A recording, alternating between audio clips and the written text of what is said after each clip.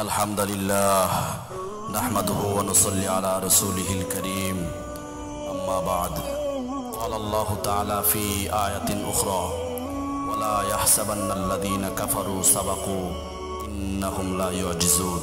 প্রিয় দ্বীনী ভাইয়েরা আমার, উক্ত আয়াতে কারিমাতে আল্লাহ রাব্বুল আলামিন বলেন, কাফেররা যেন মনে না করে তারা নাগালের বাইরে চলে গিয়েছে, তারা যেন মনে না করে আল্লাহর আযাব তাদেরকে কখনো গ্রেফতার করবে না। পৃথিবী সৃষ্টি হওয়ার পর থেকে যুগে যুগে আল্লাহ রাব্বুল আলামিন নবী রাসূলকে দুনিয়াতে পাঠিয়েছেন পথভ্রষ্ট মানুষদেরকে সিরাতে মুস্তাকিমের পথে পরিচালিত করবার জন্য। সেদিনের দাওয়াত নিয়ে কখনো এসেছেন হযরত আদম আলাইহিস সালাম, সেদিনের দাওয়াত নিয়ে কখনো দুনিয়াতে আগমন করেছেন হযরতে শীশ আলাইহিস সালাম, সেদিনের দাওয়াত নিয়ে কখনো দুনিয়াতে আগমন করেছেন হযরতে দাউদ আলাইহিস সালাম।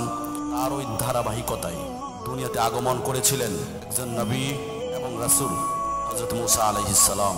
তার অপোজিটে জন্মগ্রহণ করেছিল ফেরাউন নামক এক নাফরমান। এই ফেরাউন নামক নাফরমান বনি ইসরাইলের মানুষদের উপর জুলুম করত।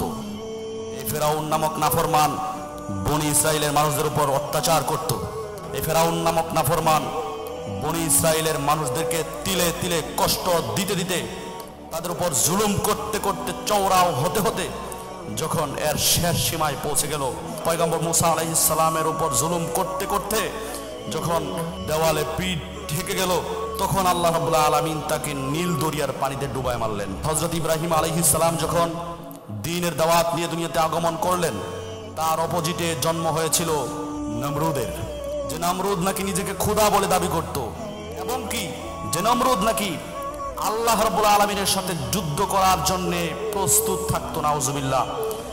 সে নমরুদ মানুষের উপর যখন জুলুম করলো, অত্যাচার করলো, স্বৈর শাসন পরিচালিত করলো, নবী ইব্রাহিম আলাইহিস সালামকে দেশান্তরিত করলো, আল্লাহ রাব্বুল আলামিন তাকে সামান্য একটা ল্যাংড়া মশার মাধ্যমে তাকে দুনিয়াতে লাঞ্ছিতভাবে বিদায় করলেন।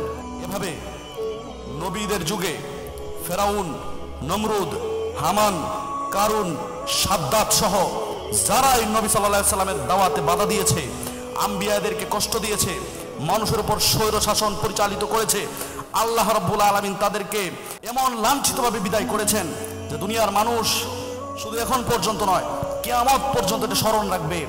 যেই ফেরাউনকে আল্লাহ নীল দরিয়াতে ডুবায় মেরেছিলেন, সেই ফেরাউনের লাশটা পর্যন্ত এখনো গলে না, পচে না, পিঁপড়ায় খায় না, কোনো পশু পাখি খায় না। এটাকে আল্লাহ জমায় রাখছেন। এটা রেখে দুনিয়াতে মানুষদেরকে আল্লাহ প্রমাণ করে দিতে চাচ্ছেন যে শোনো, আমার আম্বিয়াদের উপর দ্বীনের দাওয়াত দিতে গিয়ে নবী রাসূলদের উপর যারা চওড়াও হয়, তাদের উপর যারা আক্রমণ করে, তাদেরকে যারা কষ্ট দেয়, আমি আল্লাহ তাদেরকে কিছু সময়ের জন্য অবকাশ দেই, আমি আল্লাহ তাদেরকে কিছু সময়ের জন্য ছেড়ে দেই, কিন্তু কখনোই তাদেরকে একবারে ছাড় দেই না। এভাবেই বর্তমান সময়ে জুলাই অভ্যুত্থানের মাধ্যমে, স্বৈরাচার শেখ হাসিনা সরকারের বিদায়ের মাধ্যমে আল্লাহ রাব্বুল আলামিন প্রমাণ করে দিলেন যে নবী রাসূলের ওয়ারিস আল উলামা ওয়ারাসাতুল আম্বিয়া, আম্বিয়ায়ে কেরামের ওয়ারিসদের উপর, উলামায়ে কেরামের উপর যারা চওড়াও হবে, উলামায়ে কেরামকে নিয়ে যারা বাজে মন্তব্য করবে, উলামায়ে কেরামদেরকে যারা কষ্ট দিবে, তাদেরকে জুলাই অভ্যুত্থানের মতো বিভিন্ন অভ্যুত্থানের মাধ্যমে দেশ থেকে লাঞ্ছিতভাবে বিদায় করা হবে।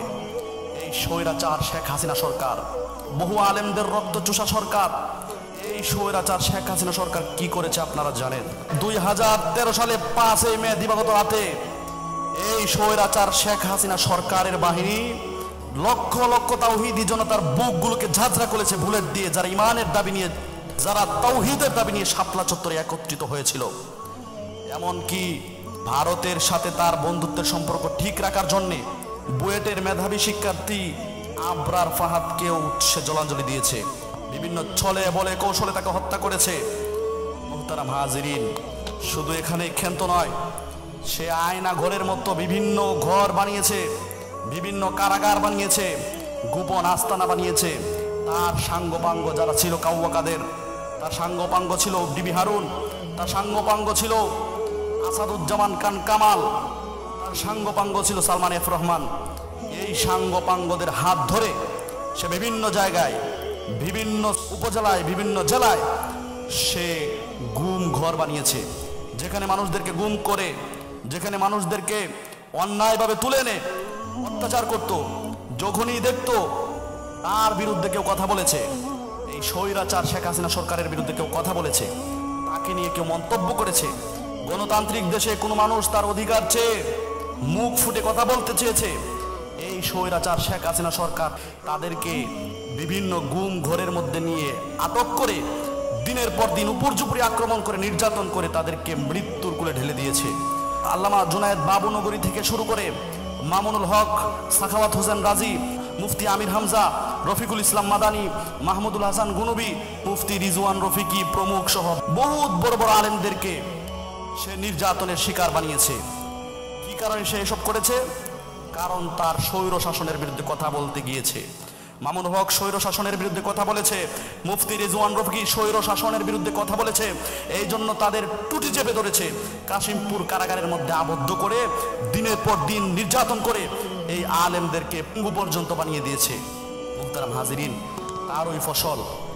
বুখারী শরীফের সহিহ হাদিস, আল্লাহ বলেন আমি ছাড় দেই, কখনো জালিমকে ছেড়ে দেই না।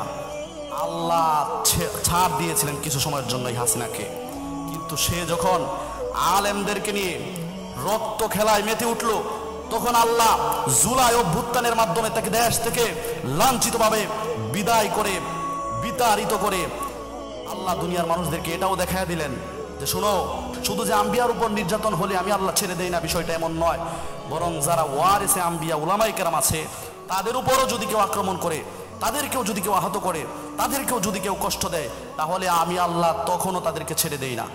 আল্লাহ রাব্বুল আলামিন আমাদেরকে বুঝার তৌফিক দান করুক।